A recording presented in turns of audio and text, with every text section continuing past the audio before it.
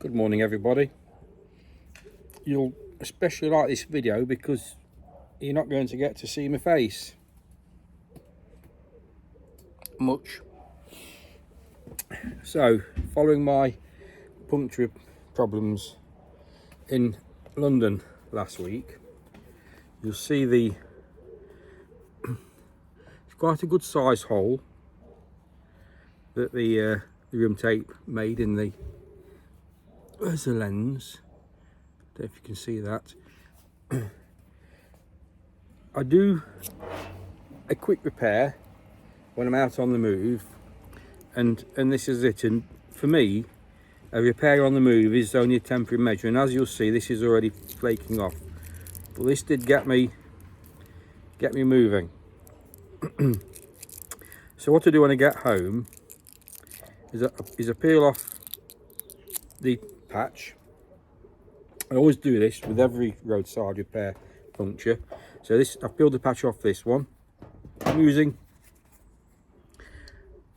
a well-tight Cure C-Cure puncture repair kit.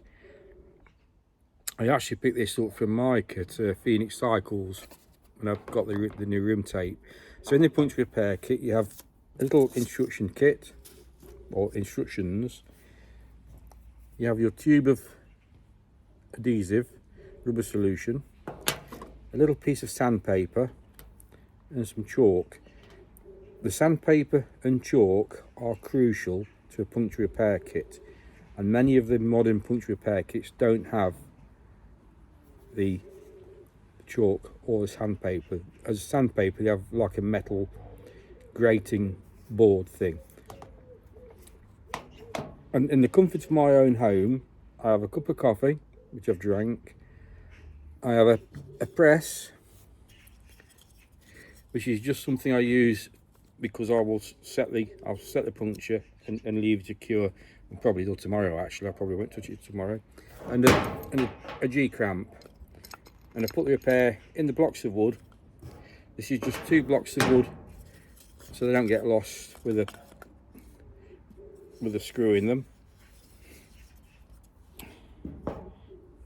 This puncture is so big and so obvious where it is. Still worth repairing though. So let's do a bit of a sand. And I'll try to make sure you can see. So we get the sandpaper and we rough up the inner tube over where the repair is going to be. The idea of this is anything, you're shaking about a bit, I'll do it here on my knee, anything loose on the surface of the rubber, any foreign, anything that's going to stop adhesion will ultimately stop your puncture patch sticking. So a good sand.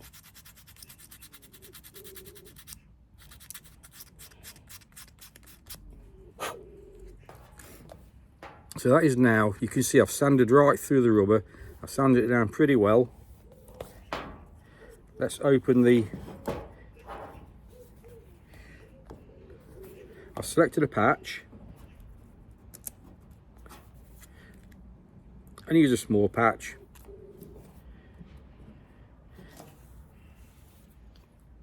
You have to use the point in the cap to open the glue, like that. And you put a little spot of glue. I'm just going to squeeze the inner tube actually, because squeezing the inner tube is opening the wound up. And I've put the spot of glue right on top of the wound, and you don't need an awful amount of glue. Put the lid back on, get your finger, swirl it around in a circle, radiate around the hole. You see that's oodles of glue. Wipe your finger on your block of wood. Then we need to leave that for a minute, and you'll see the glue will lose its shine as it dries off. You can't actually blow on it to sort of speed the process up a whisker. Just a gentle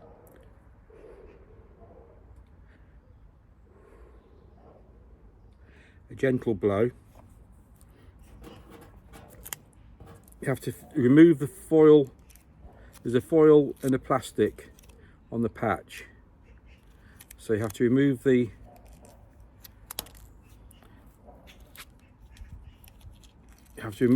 plastic and the foil from each other, or remove them, and if you look, the patch will stay with the plastic. We centre the patch over the hole in one go and press it down. If you're on the road, you'll press that down and you'll hold it down for as long as it takes. It will take a lot longer than you've got. That's why I always bring it back home to redo the patch. So here at home, what I do now is I place that in between my little blocks of wood,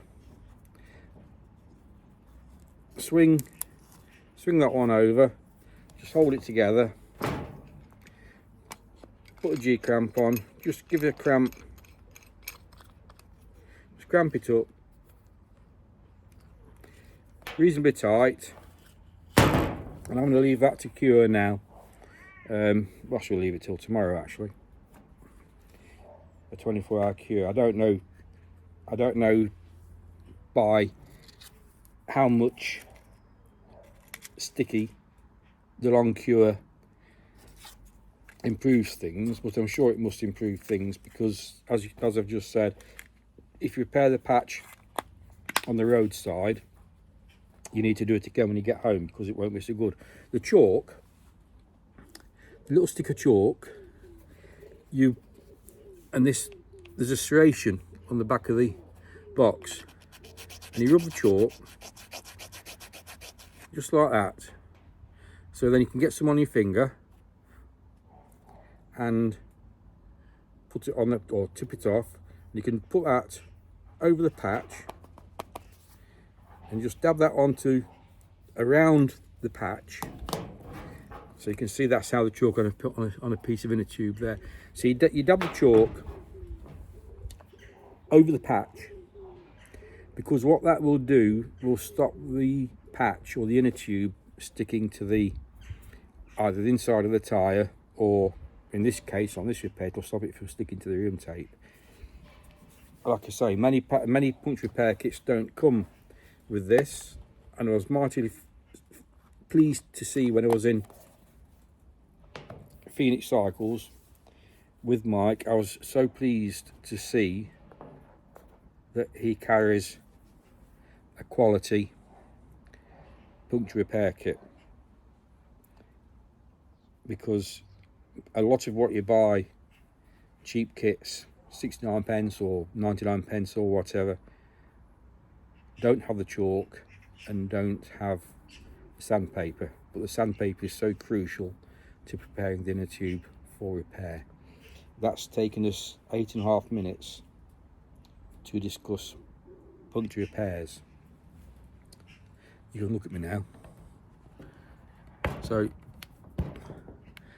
thank you very much for watching my puncture repair video.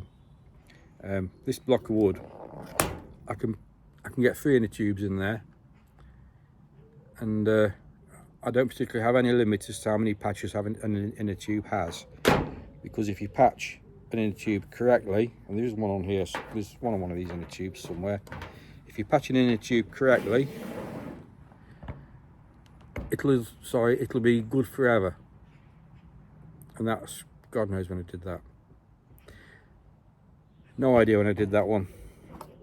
And not what bike it came off either, because these just go into my stock of inner tubes with elastic band on, bound up. I will do another video tomorrow. I'll try to do it tomorrow to show these valves, but I'm also trying to find out a good valve connector to fit the Brompton electric.